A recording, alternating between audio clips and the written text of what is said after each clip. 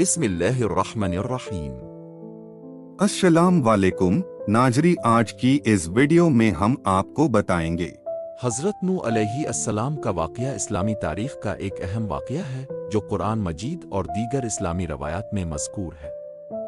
حضرت نوح علیہ السلام اللہ تعالیٰ کے برگزیدہ نبیوں میں سے ایک تھے جنہیں اللہ نے ایک بگڑی ہوئی قوم کی ہدایت کے لیے مبعوث کیا تھا۔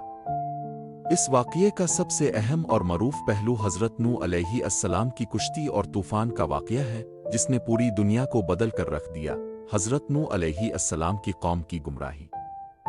حضرت نوح علیہ السلام کی قوم بہت گمراہ تھی اور بت پرستی میں مبتلا ہو چکی تھی۔ وہ لوگ اللہ تعالیٰ کو چھوڑ کر مختلف بتوں کی عبادت کرتے تھے جن کے نام ود، سوا، یغوث، یعوق اور نصر تھے۔ یہ لوگ اپنے آباء و اجداد کی پرانی روایات کے پیروکار تھے اور انہوں نے اللہ کی عبادت کو چھوڑ کر بتوں کی پوجا شروع کر دی تھی۔ قوم نوح میں سرکشی، بدعمالیاں اور اخلاقی گراوٹ بہت زیادہ ہو چکی تھی۔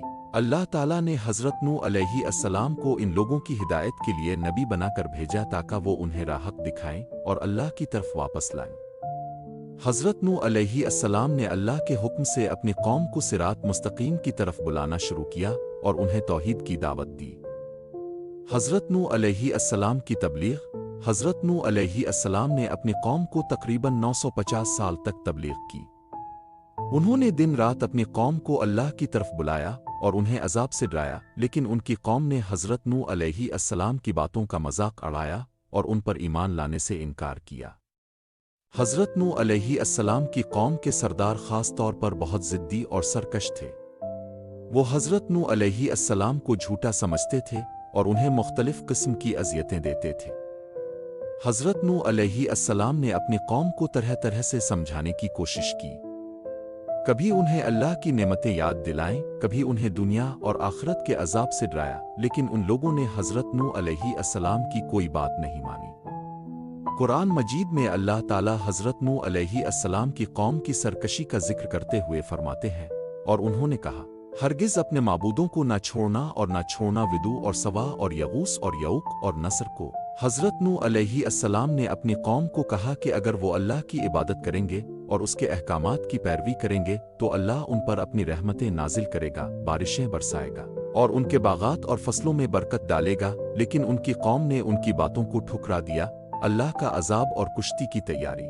جب حضرت نوح علیہ السلام کی قوم نے مسلسل سرکشی اور نافرمانی کا مظاہرہ کیا اور ان کی باتوں کو ماننے سے انکار کر دیا تو اللہ تعالیٰ نے حضرت نوح علیہ السلام کو حکم دیا کہ وہ ایک بڑی کشتی تیار کرے۔ اللہ تعالیٰ نے حضرت نوح علیہ السلام کو کشتی بنانے کا طریقہ سکھایا اور فرمایا کہ اب اس قوم پر عذاب آئے گا۔ حضرت نوح علیہ السلام نے اللہ کے حکم کے مطابق ایک بہت بڑی کشتی بنانی شروع کی۔ ان کی قوم کے لوگوں نے جب حضرت نوح علیہ السلام کو کشتی بناتے دیکھا تو وہ ان پر ہنسنے لگے اور ان کا مذاق اڑانے لگے، کیونکہ اس وقت تک زمین پر کوئی بڑا طوفان یا سیلاب نہیں آیا تھا۔ حضرت نوح علیہ السلام نے اللہ کے حکم سے کشتی بناتے ہوئے اپنی قوم کو آخری مرتبہ عذاب سے ڈرایا، لیکن وہ لوگ نہ مانے اور حضرت نوح علیہ السلام کا تمسخر اڑاتے رہے۔ طوفان کا آغاز۔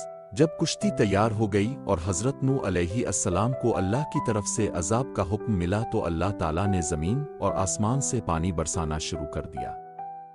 زمین سے پانی کے چشمے پھوٹ پڑے اور آسمان سے موسلادھار بارش شروع ہو گئی۔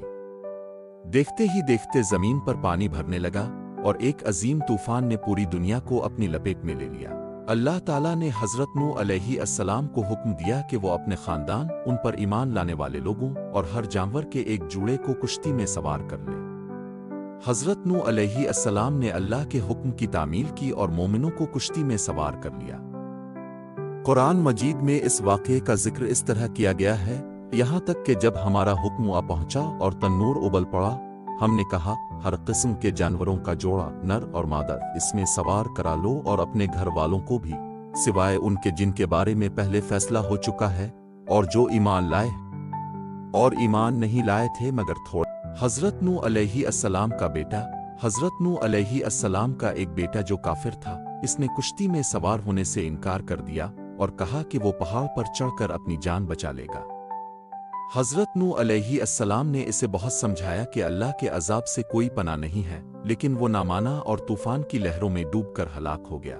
قرآن مجید میں اس واقعے کا ذکر اس طرح آیا ہے، اور نوح نے اپنے بیٹے کو پکارا اور وہ الگ تھا، اے میرے بیٹے، ہمارے ساتھ سوار ہو جا اور کافروں کے ساتھ نہ ہو۔ سورت ایفد 42۔ طوفان کا اختتام اور کشتی کا ٹھہرنا۔ جب اللہ کا عذاب مکمل ہو گیا اور تمام کافر ہلاک ہو گئے تو اللہ تعالیٰ نے زمین کو حکم دیا کہ وہ اپنا پانی نگل لے اور آسمان کو حکم دیا کہ وہ اپنی بارش روک دے۔ اس طرح پانی کم ہونے لگا اور کشتی کو جودی پر جا کر ٹھہر گئی۔ اللہ تعالیٰ نے حضرت نوح علیہ السلام اور ان کے ساتھیوں کو طوفان سے نجات دی اور انہیں ایک نئی زندگی عطا کی۔ قرآن مجید میں اس کا ذکر اس طرح آیا ہے، اور کہا گیا، اے زمین اپنا پانی نگل لے، اور اے آسمان رک جا، اور پانی گھٹ گیا اور کام تمام ہو گیا اور کشتی جودی پر جا ٹھہری، اور کہہ دیا گیا، ظالم لوگوں پر لعنت ہو۔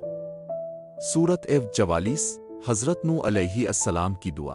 جب حضرت نوح علیہ السلام کا بیٹا طوفان میں ہلاک ہو گیا تو حضرت نوح علیہ السلام نے اللہ تعالیٰ سے اپنے بیٹے کے لیے دعا کی، لیکن اللہ تعالیٰ نے انہیں یاد دلایا کہ وہ ان لوگوں میں شامل تھا جن کے بارے میں پہلے ہی فیصلہ ہو چکا تھا کہ وہ ہلاک ہوں گے۔ حضرت نوح علیہ السلام نے فوراً اللہ سے معافی مانگی اور اپنی دعا سے رجوع کر لیا۔ نتیجہ حضرت نوح علیہ السلام کا واقعہ ہمیں یہ سبق دیتا ہے کہ اللہ کی نافرمانی اور سرکشی کا انجام ہمیشہ تباہی ہوتا ہے۔ اللہ تعالیٰ اپنے نبیوں کے ذریعے اپنی مخلوق کو بار بار ہدایت کا راستہ دکھاتا ہے، لیکن جو لوگ ضد، تکبر اور سرکشی کا مظاہرہ کرتے ہیں ان پر اللہ کا عذاب نازل